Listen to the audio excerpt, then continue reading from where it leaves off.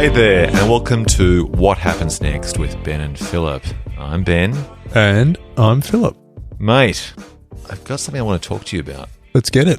So, someone helpfully or unhelpfully emailed this article to me about one of those depressing articles about what's going to happen in the next 20 years. The sort of article which makes you a bit frustrated because some of the changes seem to be pretty bad. Yep. It came from LinkedIn, for what that's worth, but I think it was reposted from somewhere else. And it's an article by a designer. I'm just looking at my phone now. Points taken from a guy called Udo Gullub, the CEO of 17-Minute Languages, from his Facebook post. Good work, Udo. Yeah, thanks, Udo.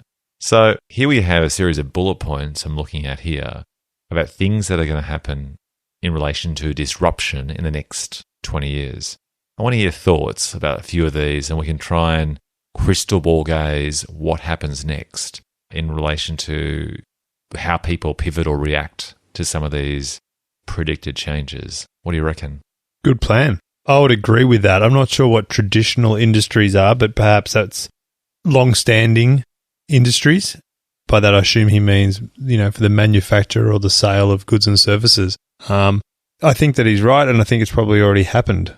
But disrupt can be, your initial instinctive reaction to that word would be that's a negative thing, but I'm thinking that disrupt might be more of a positive thing in most of these instances, unless, of course, you are the traditional set-in-your-way head of industry who doesn't want to change and move with the times, in which case it would be a negative, I suppose. Well, the examples they give here, Uber is just a software tool in that Uber doesn't make cars or own cars, yet they've become the biggest taxi company in the world. And another example they give is that Airbnb is now the biggest hotel company in the world, although they don't own any properties. So software allows this sharing economy where people can pay a little to borrow from someone else. I guess like renting a house, really. Yeah. But now applied to other parts of our life, such as temporary accommodation and transport. Yeah. I think it's interesting also, like people's reactions to, say, Uber and Airbnb. I mean, I don't think many people, unless you're a taxi driver or a small bed and breakfast operator, would, or, perhaps, you live in an apartment and you're sick of all the other apartments being rented out to people yahooing on the weekend through Airbnb. But sorry, the use of the word yahooing probably makes me sound like I'm 100 years old. But Get off my lawn. You just love all these the negative sort of hysterical, potentially, I suppose, a little bit right-wing media articles that come out about, so-and-so was, sure, it's bad, but raped by an Uber driver. Okay, taxi drivers have been getting up to all sorts of shit for a long time. And, there wasn't an article about every time one of them tried to put his hand up a drunk girl's skirt at 5 o'clock in the morning. And then it's like, so-and-so booked a holiday through Airbnb and it wasn't a real property because they paid outside the app and, Airbnb's terrible. It's like, well, how many people have had a dodgy experience at a commercial hotel in their lives, I just find that sort of, as a little sidebar, I find that really quite amazing that people are like, oh, new technology, bad, ooh. Well, same with banking culture as well, like in relation to PayPal or banking alternatives that aren't the traditional old school banks. Someone gets ripped off by buying something on eBay and it becomes this huge deal like, oh my God, someone, has been totally swindled out of their savings. Yeah. Banks are notorious for overcharging, for misleading people feeling trapped because their exit fees are too high, for massive credit card fees, for monthly statement fees. Exactly. And no one kicks up a fuss about that at all. That's just given as, banks just cost that much. That's the cost of doing banking. Yeah, it's bullshit. It's bullshit. Anyway, I totally agree with old mate. And, software is, it is a very powerful, any sort of operating system that makes things cheaper and easier to access for people and more convenient is going to make a shitload of money, I would have thought. Well, I suppose when anything is software related, it can scale easily because if you're not manufacturing a thing, a widget, once you create the software, it's like, apps on your phone, for example. Yeah, you don't need to buy acres of farmland or put up some enormous office building to house all your little workers. Which explains why all of these startups that sell for $1 billion have like scores of people, not thousands or hundreds of thousands. I think when Instagram sold for $1 billion to Facebook, they had like 20 people or something. And Kodak, that was going to massive bankruptcy, had thousands. Yeah. I know that recently one of the largest companies in the world, actually the owners of LinkedIn, had a big annual conference in Las Vegas, and their budget for that conference that they spent was $100 million for their workers. They had 1/5 of their workforce there. Obviously, it was a very big company, but to do that, to spend $100 million on a conference for your employees every year, you must be making a shit ton of money on top of that. So, well, LinkedIn, I guess, is an example of a software solution. But what I don't get is that in that case, it doesn't feel like it's actually replaced human resources, HR, or people and culture, whatever these various people-centric corporate departments are called around the world. Many of those organizations, those departments, they've kind of outsourced the responsibility of recruitment to LinkedIn, or use LinkedIn as a shortcut to try and hire people. Yet they kept their jobs. Yeah, they're the last people to get made redundant. Totally. I know people in various corporations that have actually changed jobs and moved into HR departments because they felt that they could earn more money and they were more protected. More stable. Because I guess you still need someone in the HR department to manage all the retrenchments and to pack up everyone's desk for them when they get the ass, when they get marched. And I suppose they also know the ins and outs in relation to recruitment or negotiating a salary raise, or when it comes to redundancies, getting the best possible deal. So in some ways, they're expensive to keep, but once they're there, they probably know all the tricks to try and get the to try and stay there. And if they do leave, they leave on the best deal. Yeah, totally. Yeah. Okay, another point this article makes is about artificial intelligence. It just says that computers are becoming exponentially better in the understanding of the world, and we've heard that for years and years and seen that in movies. And it mentions as an example that this year a computer beat the best Go, what's that? Player in the world. I think it's a Chinese dice game. Is it? Okay. I tried to play it once. It was very hard. Oh, okay. But here's something that will not float your boat. What's the opposite of floating your boat? Sink your battleship. Yeah, torpedo it. In the US, young lawyers already aren't getting jobs. That was always considered to be one of those professions where someone was quite quickly employed after college or university because of IBM Watson, which is IBM's AI machine. It can give legal advice for basic stuff within seconds, apparently. And apparently, it's got 90% accuracy compared with the 70% accuracy when done by human lawyers. I believe that because I've seen some pretty average lawyers in my time. I don't believe that young lawyers aren't getting jobs because of a software program.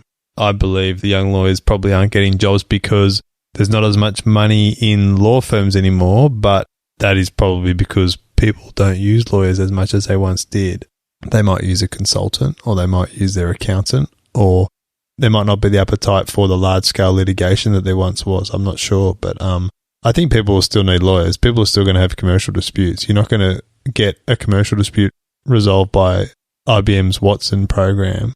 You're not going to each type in your case and your submissions as to who's right and who's wrong, and the computer's going to spit out the judgment and you're going to all walk away and accept that. Like, that's just silly. There's still going to be courts. You're still going to need litigators. You're still going to need people to draw up a will, I suppose, or family law matters, all sorts of things. But the young lawyers coming off the conveyor belt from college, university, going straight into the big law firm in the big city sort of suit style, or going to, say, Anderson Consulting or one of the big consulting groups, Accenture or something, and being reskilled because you've got good analytical skills and good reading and writing skills, and you can be sort of reskilled as an analyst or a consultant or something. That's probably happening a bit less, and maybe those sort of companies are looking more specifically for people with an IT background or a commerce background. But I think if I was going to college tomorrow, I probably would not go to law school for that reason. It's probably not the good, diverse degree that gets you a chance of getting a few different jobs that it might have been once upon a time. So I'd say good point, Udo, but maybe he needs to tone that one down a bit. Yeah, I like all of these articles you read. It's often not just one factor that is the cause of change. It's multiple factors, and it's too simplistic to say that something like AI will be the exclusive reasons why there are less lawyers. I mean, Udo even says here, this is the quote, "So if you study law, stop immediately. There will be 90% less lawyers in the future. Only specialists will remain." You're wasting your fees. Unquote. Now, the reality is that you've still got to have people being lawyers to then become the specialists anyway. So first of all, there's that. And to say 90%, I find that hard to believe. Maybe 50%, but like you say, there's a subtlety to the interpretation and application of law.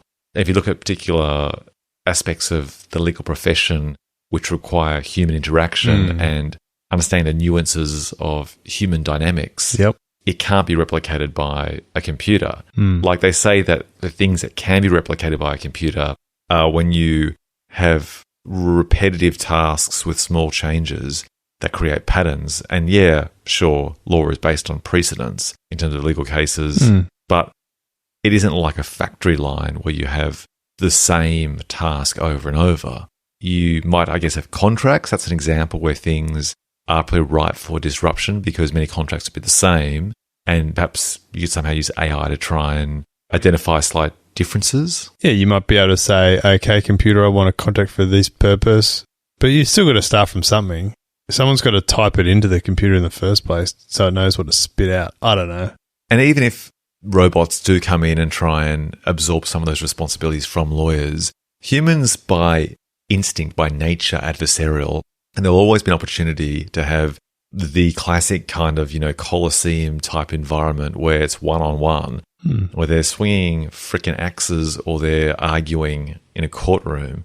It's an opportunity of some person trying to seek justice or revenge against someone else. And there'll always be the opportunity for a judge of some sort. Yeah.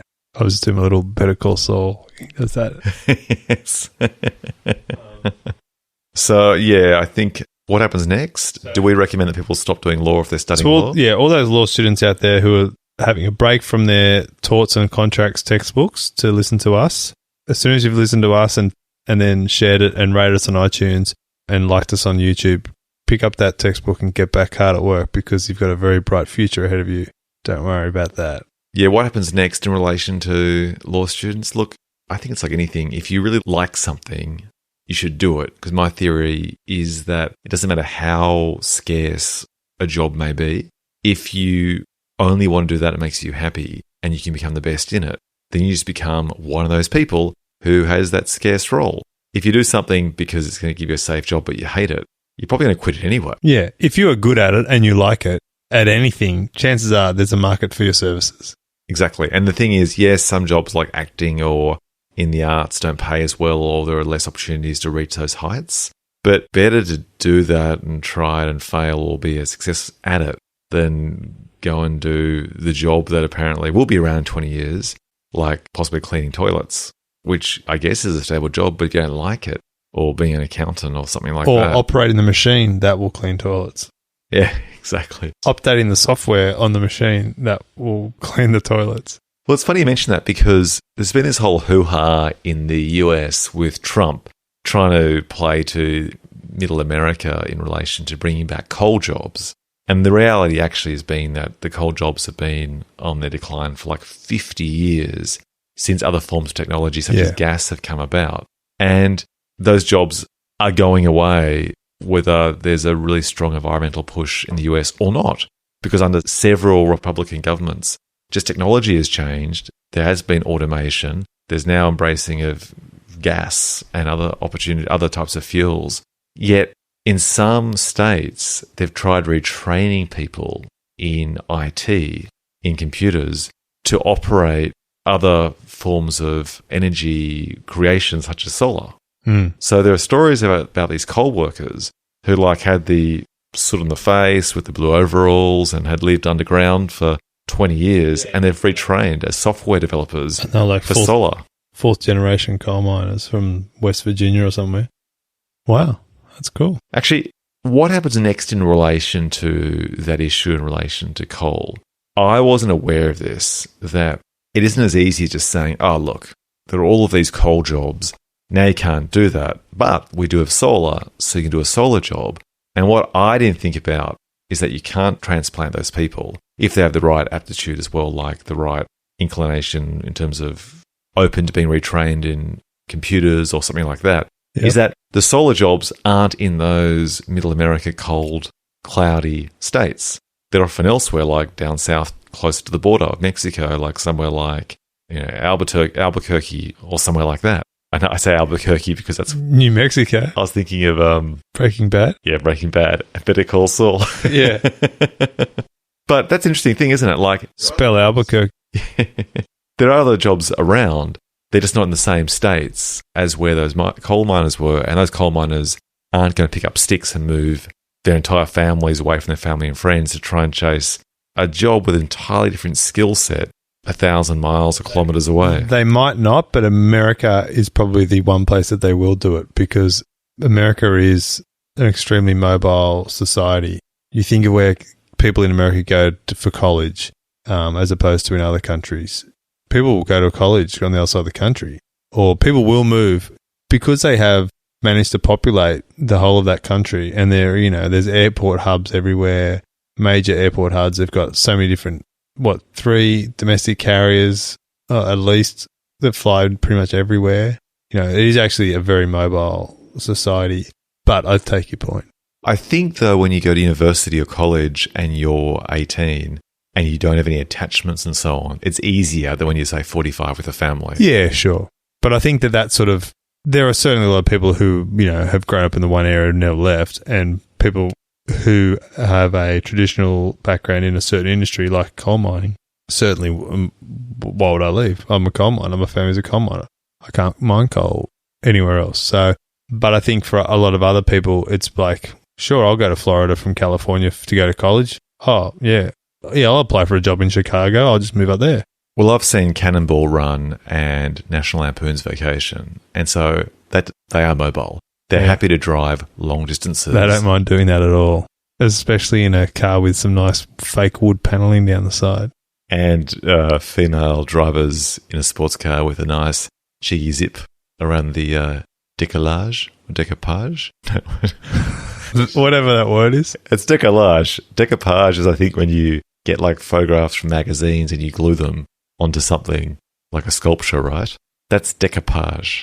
Maybe I should go walk into the street. I think you might need to ask IBM Watson what the answer is to that one.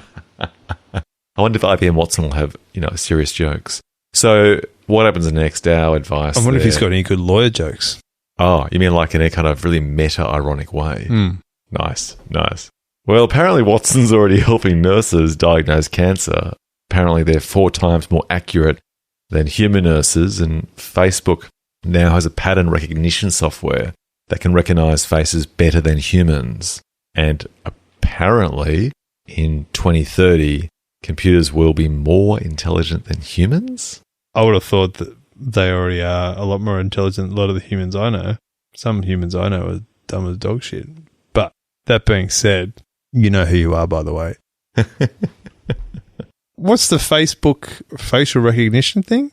Oh, that's nothing that hasn't been around for a while already. I mean, Google and Apple already have that. It's just essentially with photographs ingested into Facebook, it can recognize faces and then it'll tag a name. So if I've got a photograph of my beloved, it'll recognize the face as distinct from a bike or a canoe or a car or a mountain, and then actually recognize who that person is. And then Facebook tags that and does it actually actively first. And then you untag it if you don't want to tag that person. But does it base its knowledge of what that person, of which of your contacts looks like that person, based on your contacts and their photos in your contacts, or is it based on other photos that you tagged this person in before? I don't know, but I'd say all of the above. That's fucking scary, just quietly. So I migrated about 2 years ago to Google Photos for that exact reason, for the face recognition, because I want to be able to access photographs for like birthdays and pull up the photographs to, note time passing and so on. And Google Photos was the first to do it, and now Apple Photos and others do it, and Facebook, of course, does it. And it was incredible. Basically, once I just tagged everyone in my family and friends as well, it then went through thousands of photographs and found that same person. And even when people got older, particularly kids, for example, it was still able to track the same face. And then if it, for example, didn't, you just tagged an older version of the kid, then of course it could then tag the same kid, let's say 4 years, when 4 years younger and when 4 years older. It's pretty remarkable. And is this all in the cloud? Yeah. It's kind of scary. So I decided the benefit of that was so great to me in terms of the handiness of being able to access any photograph I wanted at the, click of my fingers, that I was happy to trade off any privacy issues in that regard. I've kind of given up on privacy. I mean, as a what happens next, do you think people will increasingly give away privacy even more than they already are for all of those benefits? Yeah. Because they already are in some ways, right? People don't even think about it. I mean, look how many people who put photos of their kids all over social media and they'll be like, oh, but it's a private account. Well, I think it's phenomenal. The number of times someone gets in trouble, okay, some bodybuilder from a beachside suburb gets arrested for dealing some cocaine. The article the next day will have photos of him, his big bike, his big boat, his big muscles, his girlfriend, photos of all the parties they went to, spending all their money that they've made from selling cocaine. It's phenomenal. But people do it and they don't even think. But obviously, for you, it's a conscious decision because you're a smart person. And sure, when I hear you say that, I think, yeah, that would actually be kind of handy. But I don't think I would ever do it. So the photographs are still locked up, but obviously they have to be ingested somewhere in the world for that AI to analyze them. Yeah. And Google's philosophy is their public first, private second, and that helps their artificial intelligence work because the more data they have collated from around the world, the more holistic perspective they get, and therefore they can accelerate their products. Whereas Apple is private first, public second, and work in that whole closed ecosystem. So if you truly are worried about privacy, going with Apple, such as Apple's iCloud storage or Apple's iCloud email and so on, is the best bet. But given that most people are kind of committed to either Hotmail or Gmail before something like iCloud email was really common, then most people have signed away without realizing it, a lot of their privacy through those free email services already. Yeah, exactly. I mean, I've still got the same Hotmail address I had when I first got an email account that would have been, almost 20 years ago? So your email provider, let's call it Bing. No, I'm joking. Is it Yahoo or Gmail or one of those? Yeah, Hotmail. Right, Hotmail. So it's terrible. It's a terrible service. Thank you, Microsoft. Well, as terrible as they are, they would have benefited from that stickiness that once you have a mobile phone number or an email address, you tend to stick with the same provider because it's more convenient than changing. Yeah. And they'd have 20 years of data where, depending on what terms you had signed over to get free email, they can assess, what shaving instruments you may have used or what you bought or jokes with your friends or who you socialize with, in what areas. 20 years of data. I mean, that's a pretty impressive portfolio or profile they have of you. Yep. I went to an overseas country last weekend and I landed. Why are you being so discreet? No. It's like Afghanistan or somewhere secretive. I had my plane on airplane mode while I was away. I didn't data roam or whatever you call it. I just used the Wi-Fi to send emails from the friendly host that I was staying with. But I was at the airport waiting for my flight in the lounge and I got a text message from my cell phone provider saying, heading overseas, why don't you buy a data roaming pack? And I said to my mate who I was with, I was like, did you just get one of those? I said, did I just get that because they know I'm at the airport? He's like, yep. I was like, that is fucked and scary. Anyway, I wasn't happy. So basically every single person that goes to the airport and their phone hits the tower at the airport would be the trigger to send you that SMS advertising the overseas service. Yeah, or maybe if you are in that one location for a certain period of time. Like if you're in the car dropping someone off, you wouldn't get it, I suppose. But I've been in the lounge for about an hour. So all of those SMSs I get about porno services and so on aren't because I'm driving past a porno service near a cell tower. It's because I'm spending too much time at that brothel. At the brothel, yeah. Gotcha. Yeah. It's when you order the deluxe package that's when you get it. 5 of their finest bottles of champagne. That's right. Nice. Yeah, I think that ultimately, to put a bow on that bad boy, I think that people will increasingly give away more of their privacy. And here's an example of that. 2 years ago, Google killed off Google Glass, which was their project where using augmented reality and, I guess, bringing information directly into the glass on those glasses in front of you. So basically taking the information from your cell phone, your mobile, and projecting it on the glasses you're wearing. You drive around and scan emails. But what was really scary was you could be on the train or in public places and look at someone, and it could then decipher who that person is and tell you, which is like the worst stalking scenario you can imagine. And everyone went Burko at that, yet 2 years later in New York, people are buying these Snapchat glasses which record 15-second or 30-second chunks for Snapchat, like Instagram stories. And they're kind of like bright and colourful and look kind of, goofy. And they're not like the slick Google Glass style that resembled something from Star Trek or something. These Snapchat ones resemble like those 1990s raver sunnies. Yeah. And everyone's totally cool with those. Only 2 years later, same idea, exactly the same. And then I read just recently that Google actually considering bringing back Google Glass, but this time they're going to kind of ease into various companies where it could be actually quite helpful, where you're doing a task which requires you to focus on a task in front of you, but you benefit from some sort of stream of information while you're doing the task. And there's some speculation that will be their gentle thin end of the wedge to go back into the consumer market.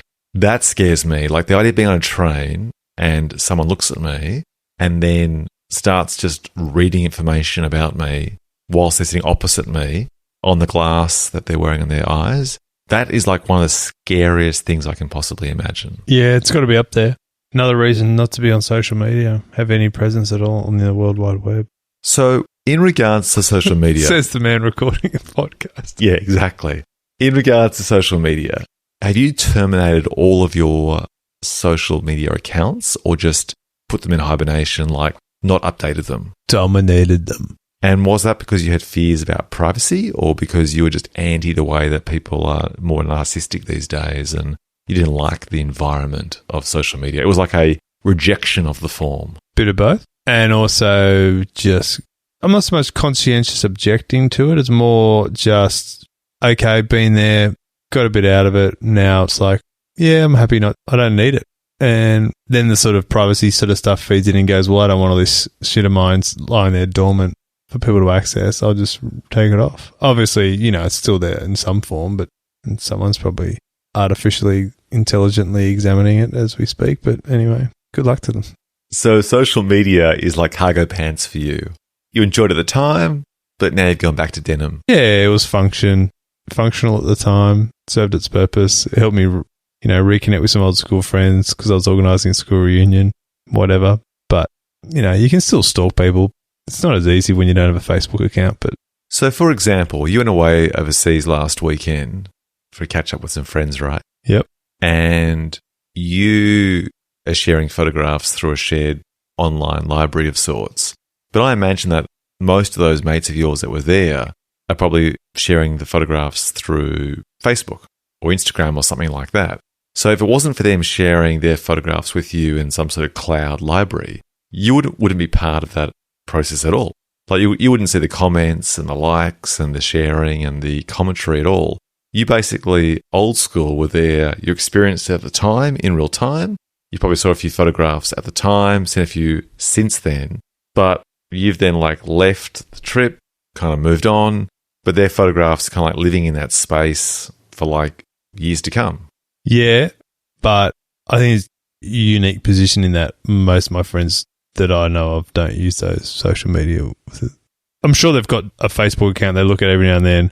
Maybe a few of them. I know a lot of their wives, for example, have an Instagram, but I don't think any of them do directly. So, yeah, that kind of arrangement. So I don't think any of those photos are going to turn up anywhere else. But that's perfectly true. And if I'm not as sensitive about it as my beloved is, but yeah, she certainly doesn't want her face on any social media website.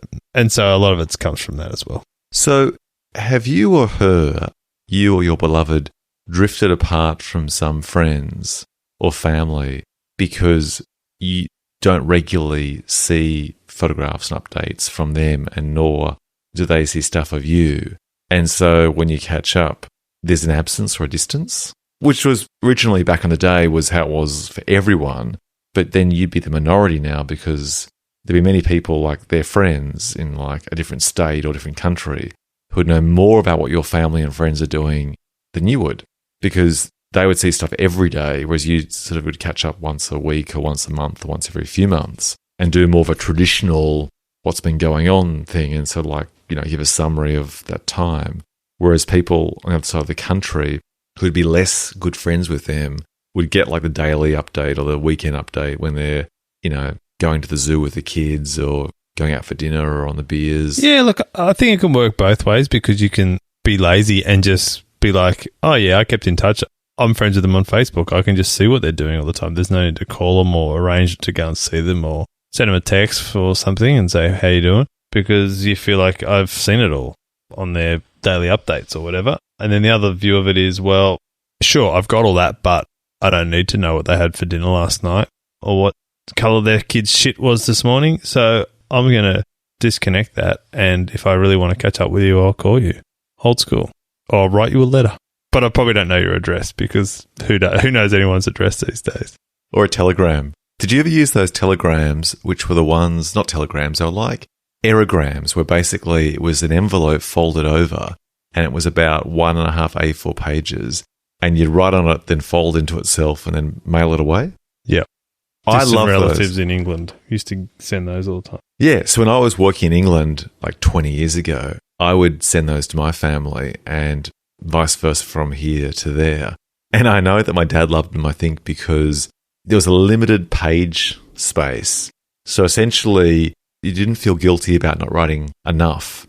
You just wrote what you could in that space, and either you wrote with big print or small print, but it was like the Twitter of the time. It was like the 140 characters of the time that you had to make it fit in that space, and that was just the rules of the game.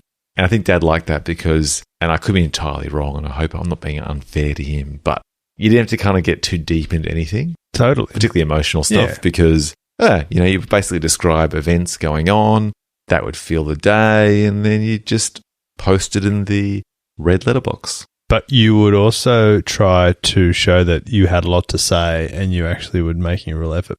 If you could you'd fill up the main part of the aerogram, but then you'd sort of had to have an arrow going, continued up here, and then you'd be writing on the flaps, and you'd be writing sort of upside down on the flaps and all around the edges of it. And that made it look like you made a real effort to really cram a lot into your story. You maximized every possible millimeter. I think when I got one of those, I was like, this person has gone a lot of effort to complete the story to me. I appreciate the extra effort. And so I used to try and replicate that. I actually got a whole bundle of those from my aunt who gave them to me. She kept them and she gave them to me saying, do you want them? And I was kind of quite dismissive of them. But in retrospect, essentially it would have been like a diary from 20 years ago. Did you give him? No, I said no, chuck them. Sometimes, yeah. It's always good to read those things once and then you sort of cringe and you wish I didn't. Or probably read them, notice that perhaps you misremembered something and then maybe throw it out afterwards. I probably should have read it, but part of me, I think, was worried about the cringing bit. And also, I'm trying to be a minimalist these days and move forward because my biggest weakness is looking backwards and going, what if I didn't study this? What if I didn't choose that job? What if? And reading something like a journal entry or old aerograms but from back in the day might make me either nostalgic, which again makes me look that the past is better, or make me cringe and then just feel like rubbish about, I don't know, perhaps saying naive about something or whatever. But I probably should have read them out of curiosity. Maybe I'll reach out to her and ask them. Maybe I'll write her an aerogram and ask her to send me an envelope of aerograms. That'd be a nice touch. So, in regards to what happens next with your distance from social media, what would bring you back?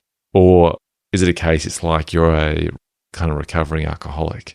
You can't come back. Kind of, yeah. I already spend too much time looking at my phone. And maybe I have just replaced an Instagram app with a sports app or YouTube or something, or podcasts, walking around the house with headphones on, listening to podcasts now, whereas once I did it with an iPod. So I think the future, hopefully holds less time on my phone. And so I don't think I am coming back. Really, I don't think so. Well, the good thing about being away from social media is that we've talked before in relation to minimalism about decluttering your life, but also decluttering your head. And if you take social media out of the question, and literally take the apps off your phone, it's one less thing to be distracted by. So if you're waiting for a train or a bus or a drink at the pub or something, it's so easy to do a cursory glance and a scroll and a swipe on your phone. Totally. But when you occasionally don't do that and you just stare vacantly, the momentary boredom or introspection can actually be so good when you either think of something really directly, which you wouldn't have thought of had you not done that, or it just maybe has a subconscious effect you're not aware of, that it's letting your mind just settle. Yeah, totally. Like, you leave the office to go and get a coffee at 10:30 in the morning and you're waiting at the lift. I mean, you take your phone. Why are you taking your phone? You're going to be gone for 5 minutes. You take your phone so you've got something to look at while you're waiting for your coffee for 5 minutes. It's crazy. And so you're waiting for the lift, you look at your phone. You get in the lift, you're looking at your phone, even though you're only getting 3 Gs in the lift. Everyone's in the lift on looking at their phones, pretending to read something which they're not really reading because it's not really downloading because you're in the lift. And then you get out, and then a lot of people walk along reading their phones, which I hate. And then they order their coffee, they don't even look up from their phones. They pay with their phones sometimes. They pay with their phones, and then they're standing there waiting for their coffee, and they don't even look up to say thanks. It's just like, fuck, it's crazy. Yeah, if you're working as a barista or a cashier at a cafe, you must just see all of these tops of heads of people with their neck tilted down on their phones. Yep. They look up, probably barely glance you in the eye. They probably look at the cash register price or aim their credit card at the PayPass machine or their phone to pay for it, turn away, already on their phone as they turn. It's slightly depressing, right? Like, you're in a job which is a service, what do they call it? A service front-facing industry. But you'd be barely seeing the whites in people's eyes. Yeah. And then you'll do all that. You'll get to the coffee shop, you'll order your coffee, then you'll sit down, and then you'll meet a friend. The friend will come, you'll start having a conversation, and then a topic will come up in the conversation. And they'll be like, oh, hang on, here, I'll show you what I'm talking about. Pull out the phone, scroll through to a photo of whatever you're talking about. It's like, well, it's kind of what I pictured it would look like. So thanks for that. I did have a pretty good idea of what a beach looked like or something. Yeah. I'm guilty of that. And what I'm guilty of doing is not finding the thing quickly enough. Hang on. Here it is. No, wait, hang on. I'll show you a photo. Oh, no, that's not. Oh, no, there's a better angle than that. Oh, actually, sorry. No, that's not the one at all. I think I've got it on an email here. Hang on. Oh, that happened to me today. Yep. Bad.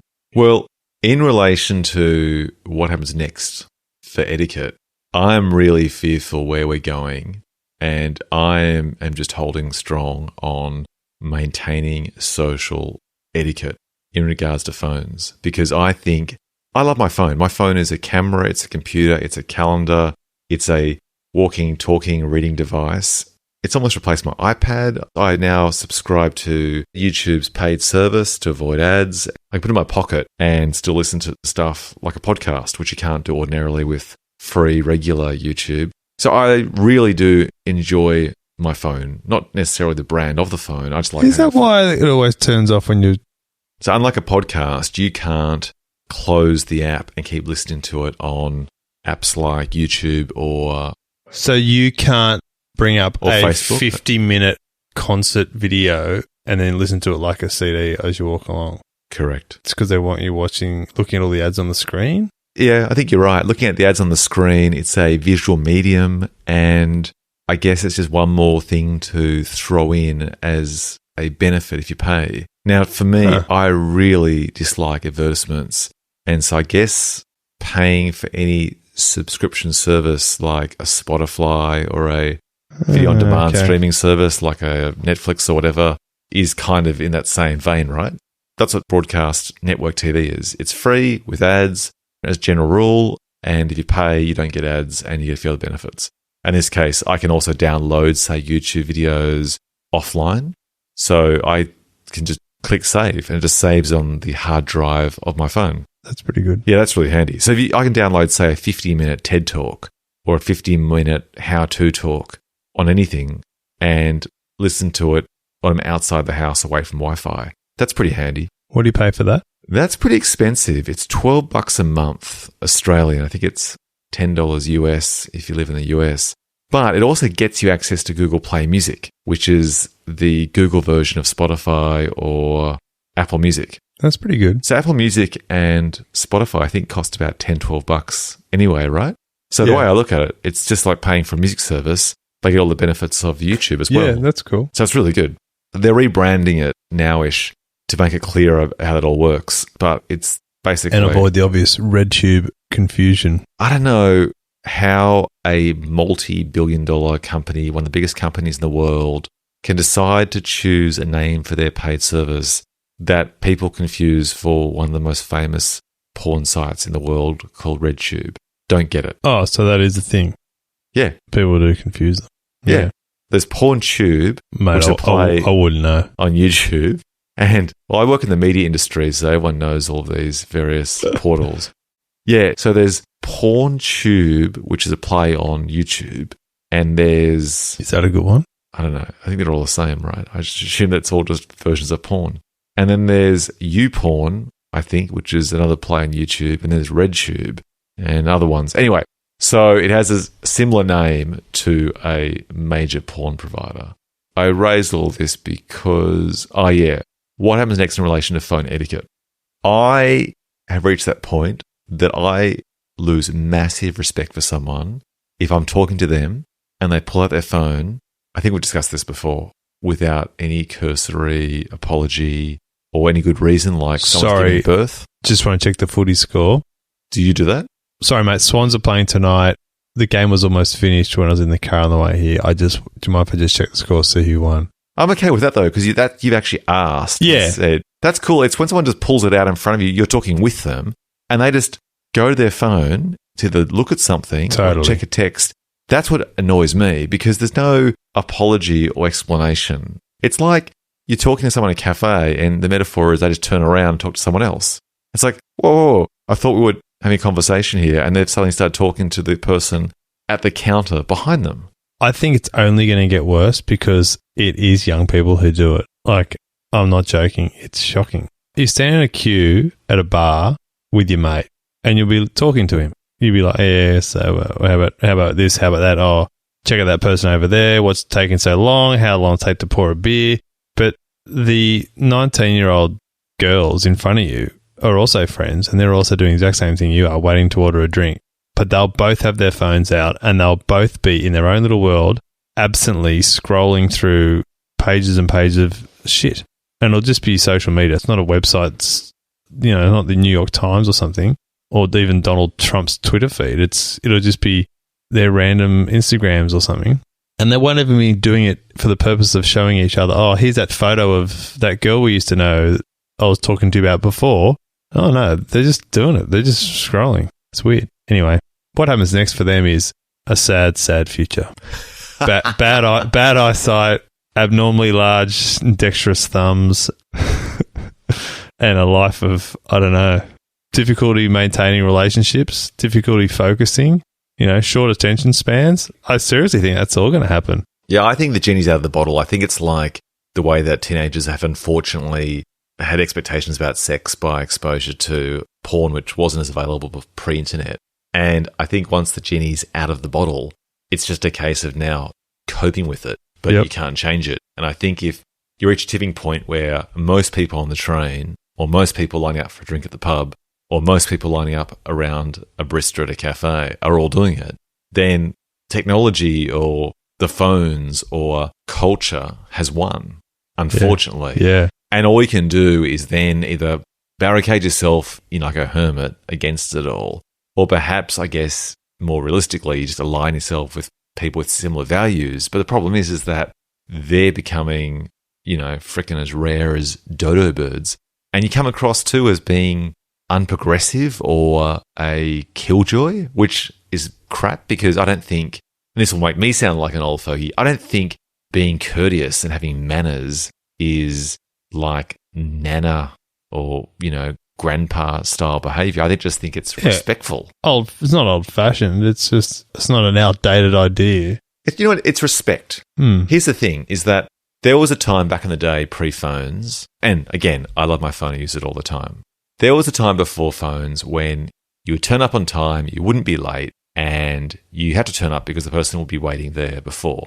Again, I think I'm having deja vu that we've discussed this already, but there was a sense that you would turn up because you respected the time of the person who you were meeting because they were a friend or a workmate or family, and there was no way of conveying that you were going to be late, so you just had to be on time. Yeah. And if you were with someone else, again, they didn't have a phone. So this was the norm. Everyone worked in a world where you just turned up for a time, or if you were going to be late, it wouldn't be very long, and you'd go to the umpteenth degree, like calling the restaurant ahead of to say, if there's someone there in a blue T-shirt, please advise them that I've been delayed or something. But with phones, it is a license for, to me, a lack of courtesy where... Totally. Oh, I'll just text you or call you and say I'll be late and, I'll be there in 30 minutes. It's like, well, I'm still waiting here. And the problem is that they know that you've got a phone yourself. And so you can keep yourself occupied for 30 minutes on your phone as they would do if the shoe was on the other foot. And so there's a vicious circle going on where then people are tolerant of that because they can keep themselves busy flicking through Instagram or Tinder while they're waiting. Yeah. And so it's just this bad cycle. Yeah, I agree. What happens next is just they all die very lonely and friendless because everyone gets upset with them. What happens next is that there'll be some sort of bigger backlash than there already is, and it'll be like people return to vinyl or minimalism, or like we had this backlash against, for example, car ownership with people or taxis by embracing Airbnb, embracing Uber.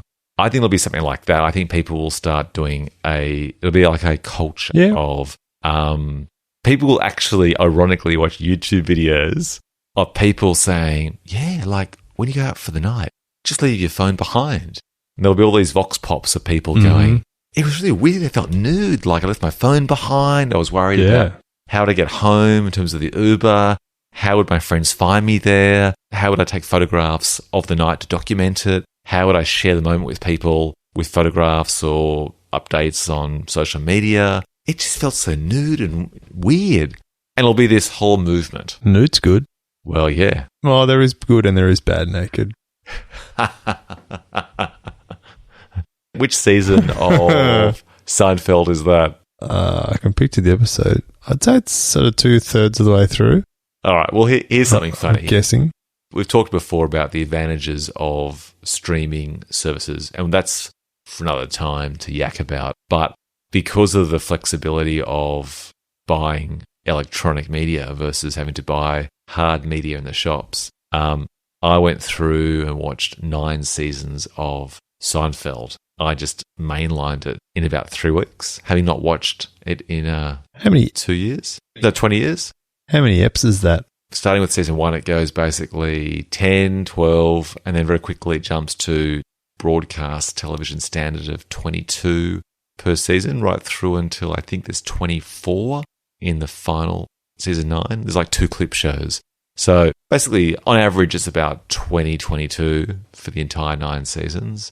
I just played in the background whilst I cleaned the house. Okay, speaking of my phone, I just put on my phone by beaming up to my phone, through via Wi-Fi. So I'm cleaning up at the house. It's just sort of like propped up on the corner. And it was awesome. The majority of it all stood up, except for season 9, got a bit too kind of wacky. And it started sort of building this whole mythology. Like there was this thing about Seinfeld where every episode was self-contained. And I quite liked that. And then later on, seasons 8 and 9, you've got a lot of repeat characters, and they often reference storylines from previous episodes, which is fun, but it's a different type of show. It's less of a sitcom and more of like a long-form comedy. Yeah, I agree. They probably did lose their way a little bit towards the end, but still, I had no idea. If you had said how many episodes, I would have said 120. I would have had no idea they made over 200. So is that the sort of numbers we're talking? Yeah, it's probably like 180, 190. Okay. Yeah. It's a lot. Larry David left, I think, at the end of season 7, the co-creator who went on to do Curb Your Enthusiasm, but he and Jerry Seinfeld did seasons 1 to 7. And there is a noticeable difference with seasons 8 and 9. Not bad. It's like The Simpsons. It's like a different voice It's not the voice I like as much. Yep.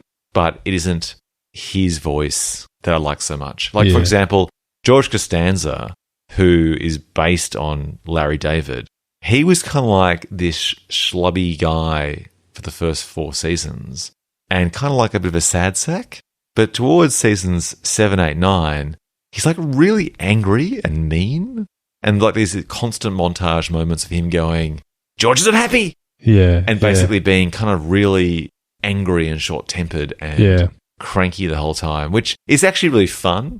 But the characters like start becoming meaner and meaner, which is why I think the final season ends with them in court having all these returning characters basically do a character assassination of them. Yeah. Because they've all become mean. Like Elaine, for example, was like this sweet as apple pie woman in the first few episodes and seasons, wearing like these long kind of dresses, and then she kind of goes into the dark red, almost black lipstick, the really kind of aggressive, acerbic comments.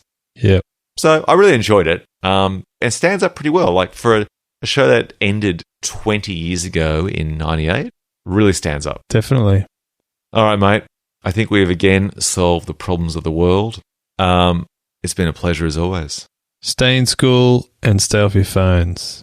That's the motto from today's episode. If you want to catch any future episodes, head along and you can catch What Happens Next with Ben and Philip, one of the segments on the Ben Phelps Show, which you can find in all those usual podcast apps like Apple Podcasts and Google Play Music and Stitcher. And if you Google us, speaking of AI and privacy, you'll find us on the usual social media interfaces. Well, actually, that's not the case at all. You'll find me, and you'll have to dig deep Sherlock style to try and track down Phil from his bunker somewhere deep in the forest. With my colander on my head. No, and a tin hat, yeah, made of foil. All right, mate, let's call it a night. Until next week, be good, stay strong. Okay, mate, you too.